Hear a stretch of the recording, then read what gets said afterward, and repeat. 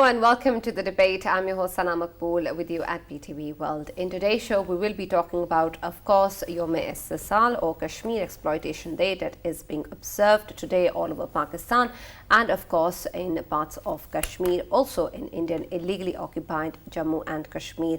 And, of course, it is on this day back in 2019 that we saw India's unilateral actions of August 5th, in which the Indian side unilaterally claimed that the disputed territory was no longer disputed and revoked Article 35A and 350, which of course caused huge problems for the people of Kashmir and increased their sufferings as well.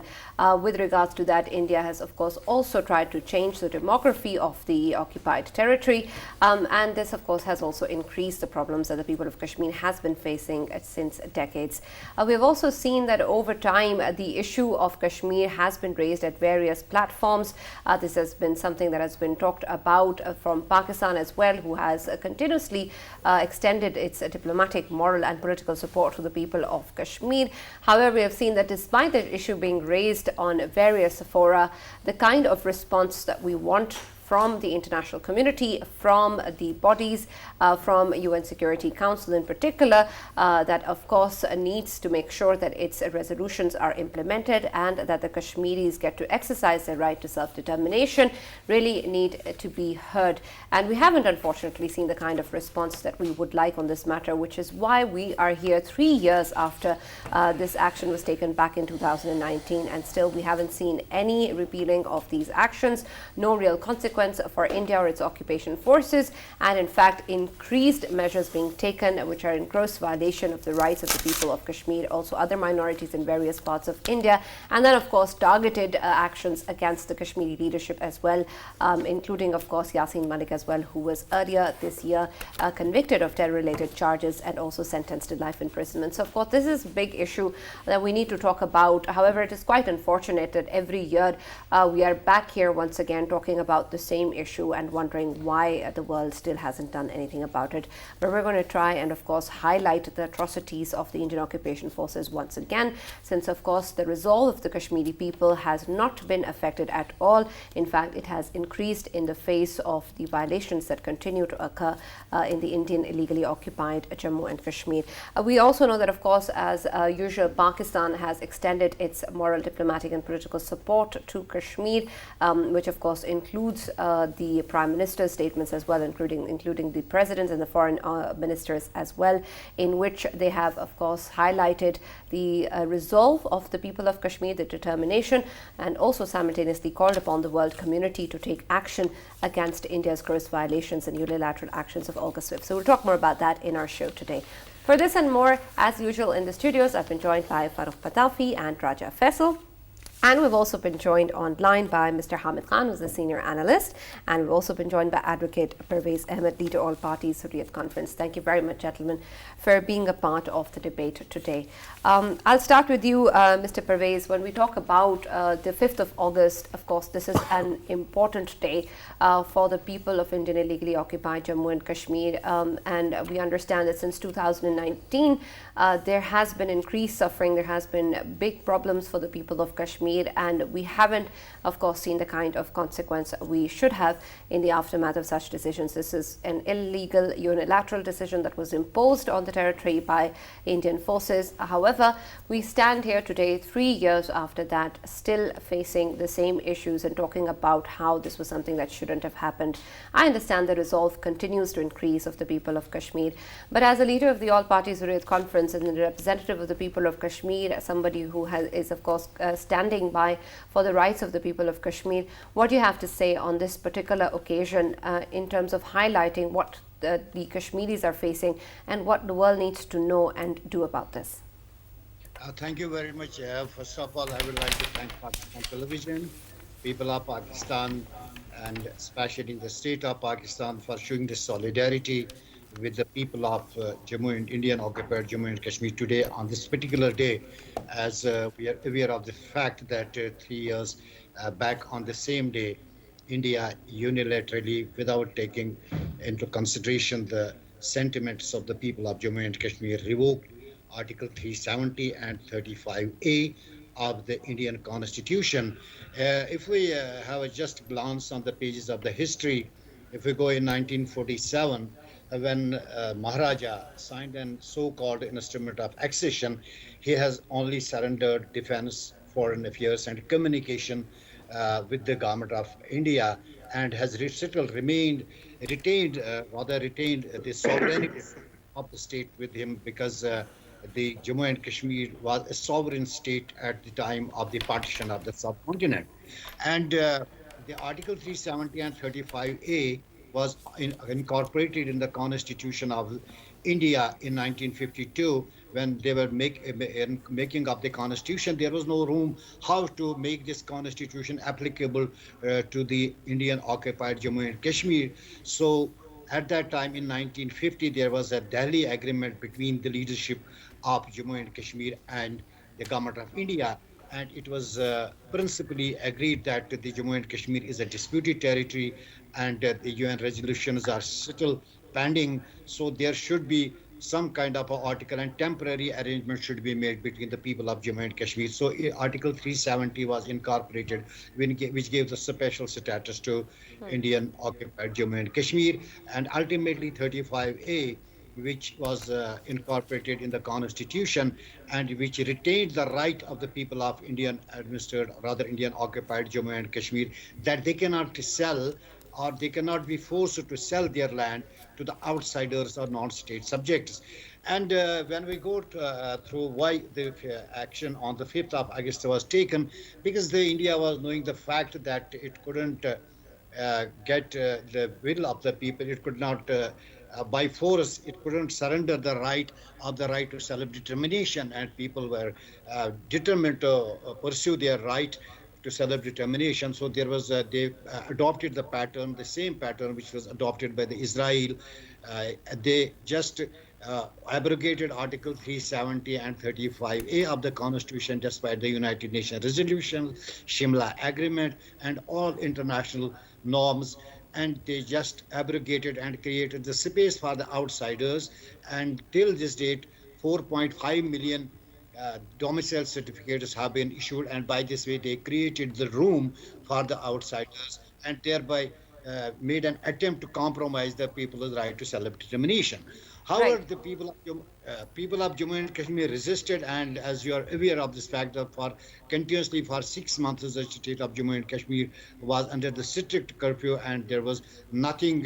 People were inside their houses. So people of Jammu and Kashmir did not surrender till this date what India has did. Right, absolutely. I understand. And of course, we all commend their resolve. Mr. Hamid, but when we look back in 2019, when these unilateral decisions were taken, there was, of course, a lot of hue and cry about it. There were a lot of measures that were taken. There was this wave of reaction that came from Pakistan and from other sides as well, talking about or highlighting this particular issue. And we're here 3 years later, and it seems that perhaps the world has sort of adjusted to it, sort of accepted these particular decisions.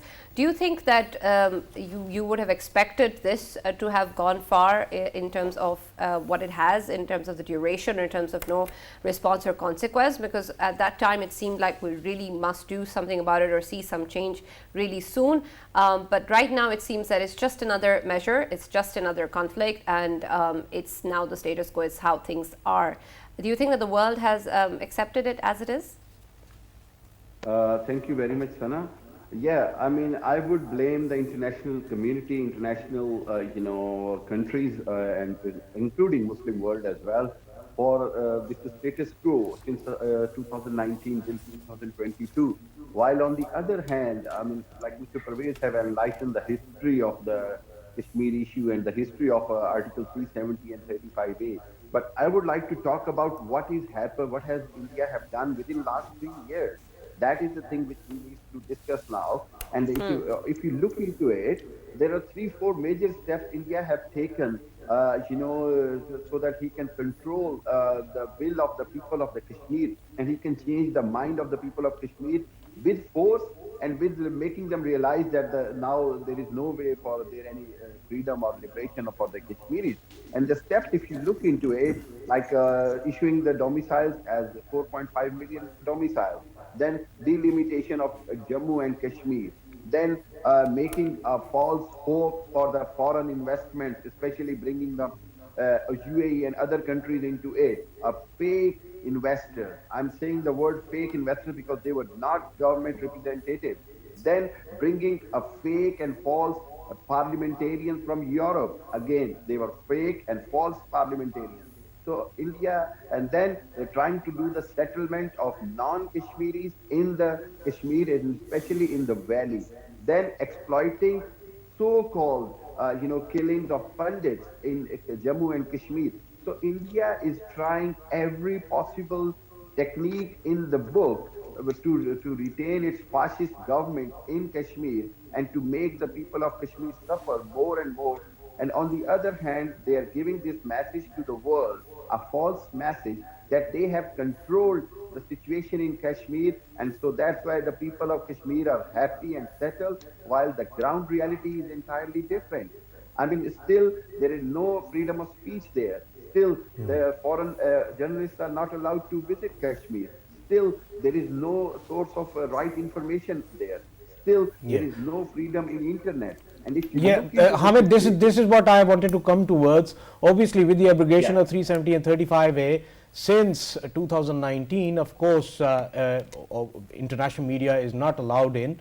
And obviously, before that, we know that the war crimes which were being committed by the Indian rogue military out there, of course, we know that military increased its presence in there, and now the ratio is 1 to 10. Every 10 Kashmiris, they are having a soldier, an Indian soldier there in Kashmir for them. So can we say that India is just trying to hide their war crimes, whatever is taking place in the in the light of abrogation of 370 and 35A, and that is why they are not allowing the international media to get in there? Definitely, Raja Faisal.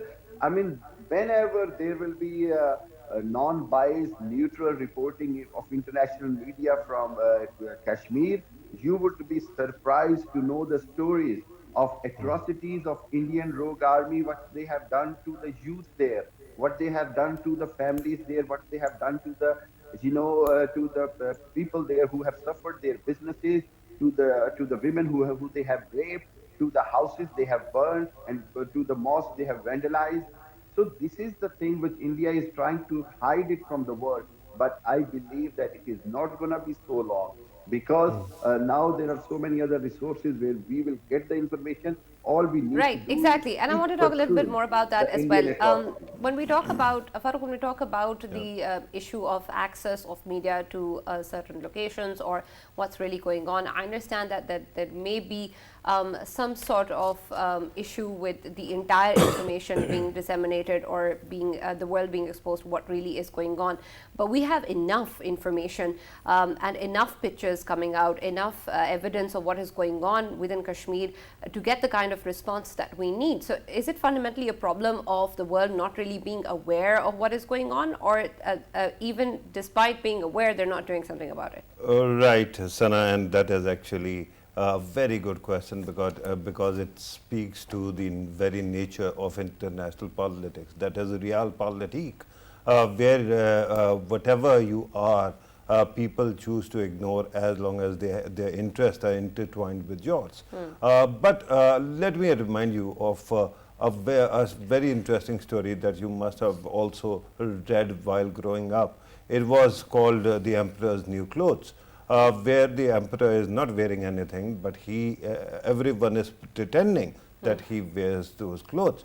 I think that in India or in any country where you witness the decay of democracy, there comes an illuminating moment. And I think I hazard this guess, or I state this, that the 5th of August 2019 was such a moment when India actually showed how fickle and useless its institutions were, and how they have actually ramrodded the entire system to get what they wanted, right? Before that, there was the semblance of some kind of partial or quasi, legitimacy attached to what Kashmir was. But that night when their parliament met, and their parliament actually did something very interesting.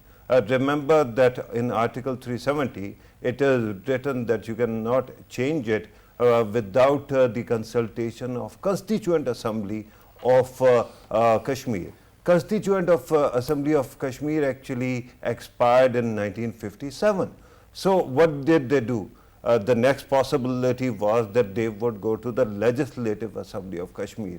They didn't even do that because it did not exist. Modi government had already actually thrown it in abeyance. The next thing was to go to the elected government there, but there was none because a person was, governor rule was there and president's rule was there. That's why their own representative was actually, what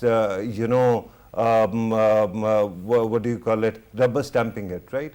At that moment, what they had to do first was to change the definition of Constituent Assembly and how it will go about. And they did it by actually the trickery in Article 367. So they continued to bulldoze the system, and it was done within hours, right? The next thing that happens is that in any democracy, you are supposed to have a court system. Indian Supreme Court refused to hear the case on this matter repeatedly. And then Parliament gone, judiciary to no avail, and the media also went blind. Every moderate media man was also rationalizing it. So what does it do? People, whether they are pretending that the emperor has clothes or whether they know in reality that he doesn't, right? So the world has seen what India is and how apartheid a state it has become. So naturally at this moment everyone thinks that they have their interest in India, but tomorrow there will come a time when they will be at loggerheads. Then all these cases will work against India to indict it. Remember that Amnesty International and Human Rights Watch cannot function in India. They have been thrown out. So in that state of an affair, India at this moment, whatever it does, I understand our friend here actually mentioned that UAE is investing, other Muslim or other countries are investing in Kashmir. That might be true. My defense is that some of those countries are not democratic themselves. But the country that keeps on calling itself a democratic country, a largest democracy in the world, that actually has badly exposed itself, and the case is actually built.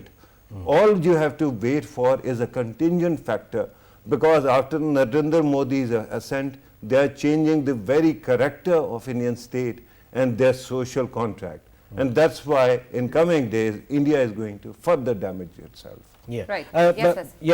Pervez Sahab, I wanted to come towards you regarding, we recently saw that obviously there were comments made by one of the BJP leaders, Nupur Sharma, and then in that light, of course, in the Middle Eastern countries, we saw a ban on Indian products, and in the Muslim world, there was a huge outcry, and it created an effect on India, and India had to go back and obviously adjust the matter. And we know that Nupur Sharma, she came on TV and she apologized for it as well. I just wanted to know from you that can't it be done for Kashmir as well? Because in Kashmir, if we talk about Kashmir, obviously these atrocities, they are being committed by Indian rogue army continuously, without any hurdle, without any stop. And at the same time, we know that there are Muslim countries who are having good trade relations with India, and trade is not hindered at all. Isn't this the time that if not on the policy level, the countries are not doing it, but at least the people of them countries if they can do that ban against the Indian products, against something, whatever happens in India, why can't they do it again when it is continuously happening in Kashmir and for Kashmir? Shouldn't they do it? Of course, why not? Because what we have seen that we have the number of resolutions on the OIC summits as well as when OIC foreign ministers sit together. But when they come in practically, when they are being asked to cease their relations or make any practical attempts, unfortunately, they are not ready to do. Basically, I think the market, the economy of India, rather we can say the size of India is bigger than the Pakistan or than the Kashmir. This is their first priority.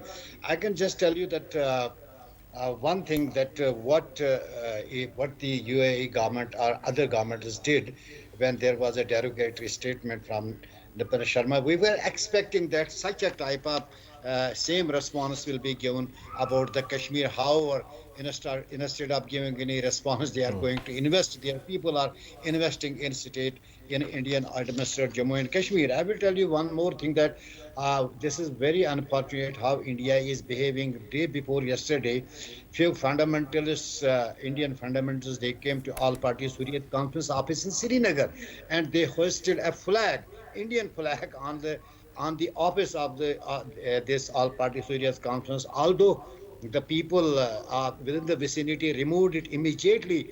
And what India is trying, it is trying to inject the patriotism among the Kashmiris under the barrel of gun. But unfortunately, it has failed so far.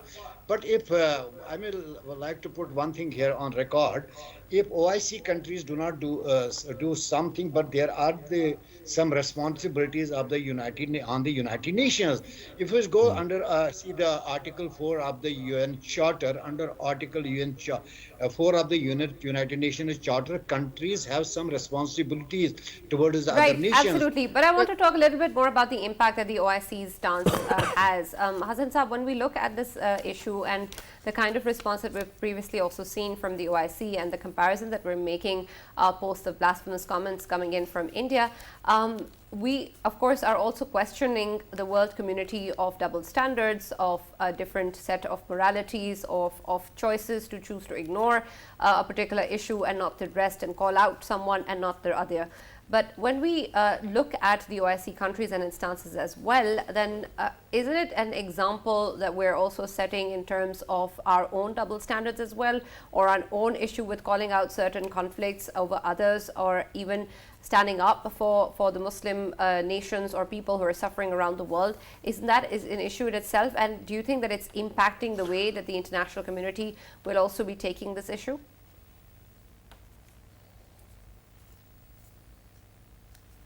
Hamid Saab. Hamid Saab, sorry. Are you asking for me? Sorry. Yes. Yeah. Okay.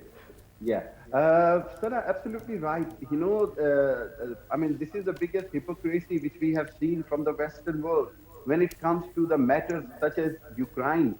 And then we see a very different response from Europe and rest of the world.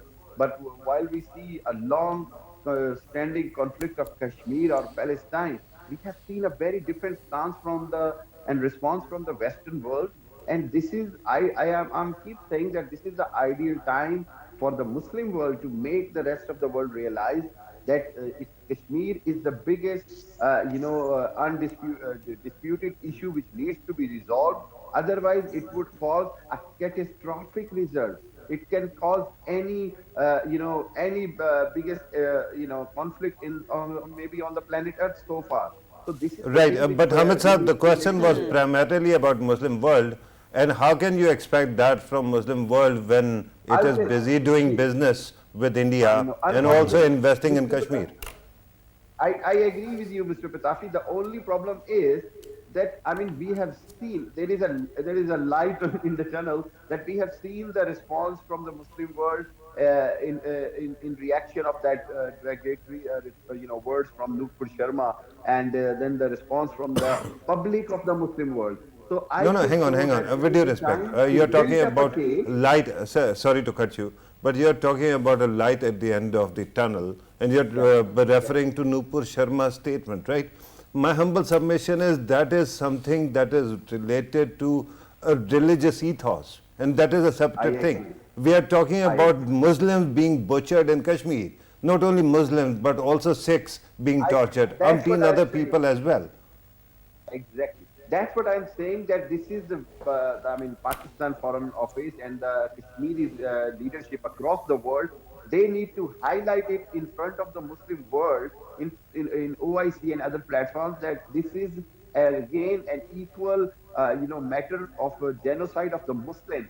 So, while the Arab countries are calling it an internal dispute or, bilateral issue But between Hamid Saab, the issue, of Kashmiris and course, is not about highlighting this particular issue. The issue is the stance that we have seen from the OIC countries, the differences in their stance, the double Unfortunately, you are standards right, in their absolutely stance, right. the fact that There their is, stance there is. on an issue of blasphemous statements was entirely different in response to Muslims suffering. But And just I want- don't know, just Hamid want to say Saab, one what thing. I ate today. I want to actually pick a fight with you. With due respect, you are saying you are Brace yourself, Hamid. What you are saying is that the the Western world has double standards, but Muslim world actually needs more work because they can't see what is happening in Kashmir. Very true. Definitely. I'll tell you one thing. So why can't you say was that both have double standards? No, they do have, but one thing, only one thing, why I am saying there is a light in the end of the tunnel, that there was a fear in the Arab world that they will have a unsaid fear that, if they have any bad relations with India, don't know what will happen to their economy or what will happen to their people working there. So this fear should have finished now by their reaction and by India's apologetic behavior after that. So I think But that Hamid it Saab, is why are we the- finding excuses or justifications for their That is- lack of it is response? I mean, we're not unfortunate. doing that I- from the international community. or And, the and by the Western way, world. let me remind you how powerful the Arab world is. They recently bent the US president to their will when he had to actually, take back his words and actually had to go to all the Arab countries. So that means they have a lot of power. They can influence India as well. That is what my point is, that now they are realizing their strength, and now this is the time they might. Look, I don't want to lose my hope. I am just saying that this might be the time when they will realize that if they can straight talk to Joe Biden, if they can Very straight true. talk to Hopes are alive, Hamid. North Hopes are Korea. alive. Now I would go towards, obviously, Pervez Saab. Pervez Saab, you being a lawyer as well, you are an advocate, and of course, there is something I wanted to, get enlightened from yourself, and that is on, probably it was resolution 1514 of UN, which allows the countries and allows the nations to support any any movement which is related to the self-determination of that of that area or of that nation or another nation. I just wanted to ask you, isn't it the right time that the Muslim countries and all of the friends of Kashmir, wherever they are, they will be, they should and they must help people of Kashmir in their armed struggle against India, because knowing the ground realities, of course, India is conducting a butchery in Kashmir right now, with the help of a huge number of their troops, active troops in there, and of course they are slaughtering, they are committing atrocities against people of Kashmir, and it is happening on the daily basis. If right now there is an intifada and people are taking up arms, shouldn't they be helped by other countries, and UN must protect other countries as well who are helping them? And Pervez Saab, if you be so kind, could you also help us understand this legitimate movement of for freedom in Kashmir, their resistance against India? When did it actually, through spin, become a terrorist movement? Why is it that all of a sudden the world started calling it terrorism and we did nothing? And Parvez Sahab, I'm just going to add a little bit on that as well. And I know Faisal is from the Matti Pao squad, but I'm going to dig up some dirt and also again talk about the OIC and its stances and your expectations. Since you're the one of the leaders of the All Party Zuriyat Conference, are you not happy or are you satisfied with the way the OIC countries have responded, or do you have the same sort of hope that Hamid Sahab keep referring to, that they might actually be giving a certain response? I mean, can you call out their standards and their issues? No, we have the hope. We have not lost the hope, but I think there is lack of political will on the part of the OIC countries. There is a realization, because we have seen if these countries are on the different occasions, they have passed number of resolutions, they are passing memorandums, even they have set their Human Rights Commission to Azad Kashmir, although the government of India did not allow them. We have not lost the hope. But one thing I would like to mention here, that if we go through the charter of the OIC, it is clearly it is mentioned that it will raise the issues of the Ummah. But we have failed to make it believe to the OIC countries, or they do not have even the realization that the Kashmiris are also the part of the Ummah. So this is unfortunate on the part of OIC, but still we have the hope, even if they are passing a resolution and showing their concern. At the same time, the Pakistan is showing the concern. It works as a deterrent. If there will be no support from OIC and at the same time there will be no support from the Pakistan, the government of India will throw us in the dustbin in a single day. So we have kept the hope and we are hopeful. I was just talking about the United Nations Article 4, that under Article 4, we must focus to UN, because under Article 4, the countries have a responsibility towards the United Nations and they have to maintain the peace in the world.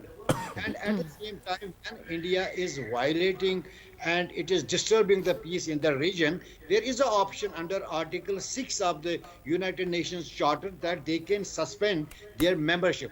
If OIC countries can persuade the OIC countries to raise the human rights violations and in the different parts of the world, especially in these OIC countries, if they will keep on talking, keep on speaking, this gives a sort of encouragement to the people of Jammu and Kashmir. If they will remain absolutely silent, what other option I have? I have to believe on them, and I have to keep All right. hope. Okay. Yeah. Yes, armed carry on, please. struggle. Armed struggle, if you can talk. You can answer the two questions. Hamid Sahab, I'll come back to you. Let me just get the answers from Parvez Sahab regarding the earlier questions. One thing about the armed struggle, because people of Jammu and Kashmir are not in an armed struggle. They are resisting against the occupation. Because if we go through the statement of the Bipin Rawat before his death, he said that there are 200 to 250 freedom fighters with the arms against the India. How it is possible that 250 mujahideen can throw out India 900 and the 900,000 forces, how they can fight? So we are resisting under Indian occupation by way of observing these strikes, by keeping the time at equal to Pakistani standard time. We pray in the mosques. We are resisting because neither we have any such type of a supply line from any side of the world that we can fight India with the arms. But definitely we have given the chance to, because if we go the statement of Sayyid Salahuddin, he has just said that we have kept our weapons silent. We are giving the opportunity to India to go through the dialogue, to resolve the issue. These options are always available to the people. But if there is a possibility that peaceful resolution will come to the issue, we are happily ready, and Pakistan has even given number of times offer, and Kashmiris have also accepted that if there will be a possible solution, any acceptable solution to the people's, because arms resistance has always got miseries to the people throughout the world. So, but this option is available. People can exercise this option anytime. This option is available. And Hamid, obviously you were talking about double standards earlier, so I have a question related to double standards. If we talk about East Timor, if we talk about South Sudan, Darfur, we remember that their armed struggle, it was helped out by the Western countries, and of course finally they got their freedom, and of course United Nations endorsed it as well, and later on we saw that East Timor and South Sudan, they became the countries. Why couldn't it be seen in Kashmir, and when we would it see in Kashmir that Western countries, Western powers, they will be dictating their terms here? And by the way, could you also speak to the question that I asked earlier, Hamid Saab, regarding this being construed as terrorism? Why is it that all these activities that we see when Indian state crushes people in Kashmir, nobody calls it state terrorism, but when somebody actually picks up arms and fights them back, they are called terrorists by international media now. When did this happen? How did this change? Yes, this has changed since the dual standard of the world. Since India has become a biggest ally to the America and Israel. Since America-Israel triangle have gone strengthened against the regional powers of China and Russia, and now America sees India as their proxy in the region. So if you look into the interests of the Western world towards India, they have closed their eyes what India is doing, their atrocities. Mr. Pervez was talking about the the Article 6 of the United Nations, where they can suspended their membership. We have seen that India is trying to get the membership of National Security Council on the permanent seat. So while India No, hang on, sir. Sorry. You are saying that the international media, Western media, is so whipped that if their governments ask them to ignore what is going on in Kashmir, they are going to oblige? Of course, I'll tell you. I mean, this is. So they attack their own rulers. Why would they listen to such kind of dictates? I'll tell you one thing. On the name of the national interest, right? On the name of the national interest and the policies, the media have their limitations over here as well, sir.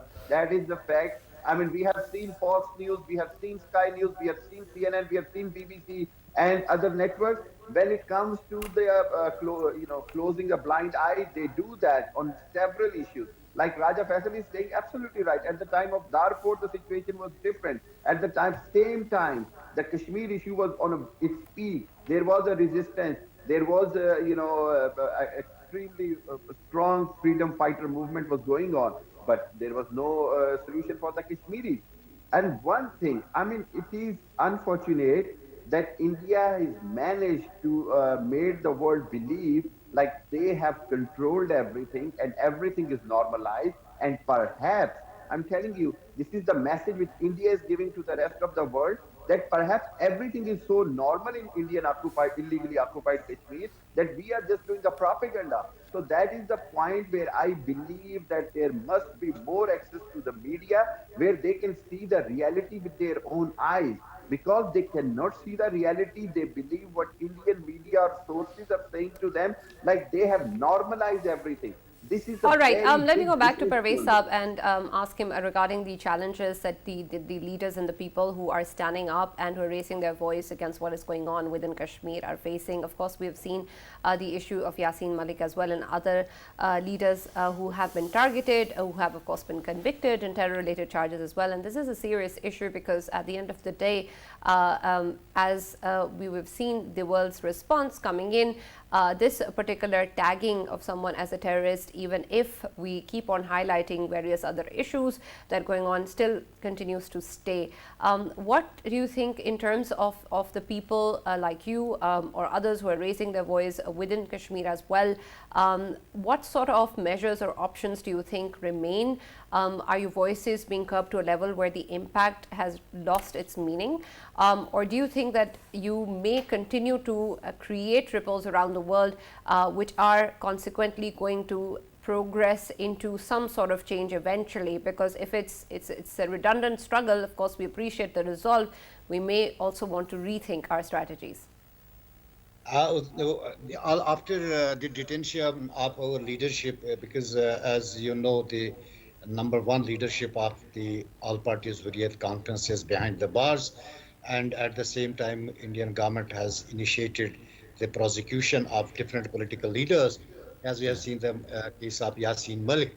In one case he was convicted for life, and in second case, he is not even given the chance to appear in person before the court to plead his case, and he has gone for the hunger strike.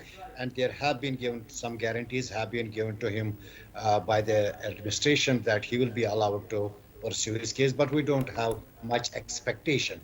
But all parties Hurriyat conference has devised a strategy now that sustenance of the movement is very important. How this movement will sustain unless that second tier leadership is working day in, day out. And definitely the diaspora, government of Pakistan, because we have a little space in Indian occupied Jammu and Kashmir. We have seen that anybody who comes out from his home, first of all, the India has made international organization no-go area. No international organization or human rights organization is allowed to visit Indian occupied Jammu and Kashmir. Whatever news we get, it is almost smuggled news. What we are hearing here are I salute to those journalists who put their lives at stake and write to different international newspapers. And at the same time, we have another strategy, that is number one is sustenance of the movement and preservation of the resources. And we are just trying that we should give there should be a minimum loss what we can do, but movement should sustain because circumstances will not remain the same. Because if we see in 1947, when the subcontinent, there was a movement going that for the making of the Pakistan, the World War II broke out, decolonization started, and Pakistan was liberated, although there was a legitimate struggle. If we will keep on continuing struggling against the India and we succeeded Right. in sustaining Parvez sir, movement, could you also speak to the issue of human rights, particularly this whole project of giving domiciles to non-natives? And after that, the whole purpose was to change the demographics of the region so that the majority becomes a minority and then it can be squeezed out. Do you think that that project is already complete or it is nearing completion? No, there is a one thing is there is a third perception still on the part of the freedom fighters, because we have seen one must be very much clear and what is the reality on the ground, because the Kashmiris are not allowing by their will and by force to any Indian national to settle in Indian occupied Jammu and Kashmir, although they have issued 4.5 domicile, but I can say with authority, not even 1% of the people have succeeded in purchasing the land, because they feel they have the security threat. They feel that people of Jammu and Kashmir are not going to accept them. Even though we have seen there have been a few days back, there have been the Pandits have been on the streets that they should be taken out of occupied Jammu and Kashmir. Until and unless the peace will be in Jammu and Kashmir, nobody outside India can afford to settle in Indian Right. occupied. But could you also explain to our audience regarding what Indian government is doing while resettling the Hindu Pandits? Because earlier they were part of the general community, but now they are, particular settlements which are like chownis over there, and they are going to be isolated from the majority of the people, and through that they can actually then exercise power. One thing, Patayasa, what I would like to say that when Article 35A and 370 was abrogated, although Kashmiris did not sell any land to the Indians, but definitely there is a land, state land, which automatically went to the India. We have parks, we have the mountains, we have the state land, it is called Shamilat, that belongs to by after abrogating Article 370, is straightforward went to India. India is trying its best to create separate colonies for the Kashmiri Pandits or to settle those who have migrated from West Pakistan to, but they didn't succeed till this date because the people of Jammu and Kashmir are resisting forcefully. Because you see, if India is selling that there is a peace in occupied Jammu and Kashmir, let them abrogate this Armed Forces Special Power. Let it take it away. There is Unlawful Activities Act. There is Public Safety Act. if there is a peace, why there is Public Safety Act? If there is a peace, when there are these draconian laws, they have changed the whole structure of the bureaucracy. The bureaucracy of the Jammu and Kashmir has been shifted to other parts of the India, and we have Right, 90% absolutely. Absolutely. bureaucracy. Hamid Saab, of course, Pakistan, as you know, has always extended its support to the people of Indian illegally occupied Jammu and Kashmir. They have raised this issue on various platforms. They have managed to at least start this discussion in certain platforms. We have seen at least some sort of a difference being made, but it's still not good enough in terms of the real change in the occupied valley. But if we talk about the way that the world is transforming, the way that we need to highlight this particular issue, what more do you think can be done, and what sort of measures do you think that Pakistan can still take to be able to make sure that this cause is highlighted enough that we are at least able to move in the direction of seeing a response? Sana, there is a lot can be done still. I mean, especially on a diplomatic, front. And I'm keep repeating, giving one of my suggestions on international platforms as well, that why don't Pakistan try to form a kind of a group of powerful Muslim countries, about 6 to 8 Muslim countries, where they can form a joint strategy for dealing with the Kashmir issue. And these, Muslim powerful, strengthful Muslim countries should come forward on a unilateral, a kind of narrative for the Kashmir, and they should need to send their delegations to the Western world and to the United Nations and on different international platforms. That is one way to do it. Secondly, Pakistan needs to carry on pursuing the case in United Nations, in OIC. And then, there is a very much requirement from the Kashmiris over there in Indian occupied Kashmir that they should, Raja Faisal is saying, I can see a strong resistance struggle. If a person like Burhan Wani can give his life, then youth is ready to give their life for the freedom of Kashmir. And there is no freedom can be earned without the blood. And Kashmiris have given enough blood. But Right. Hamid, one last question. Unfortunately, Ju- Faisal, just- that's just all the we have last. time for. We have to move on to another segment as well after this particular debate. But thank you so much, Thank you. Mr. Hamid Khan, for joining us, and Parvez Ahmed Saab for being a part of the debate as well. Of course, our hearts goes out to the people of Kashmir as always, and we hope that we can see real change soon. But we'll, of course, continue to extend our support to the people of Kashmir. That's all we have from the debate. See you on Monday.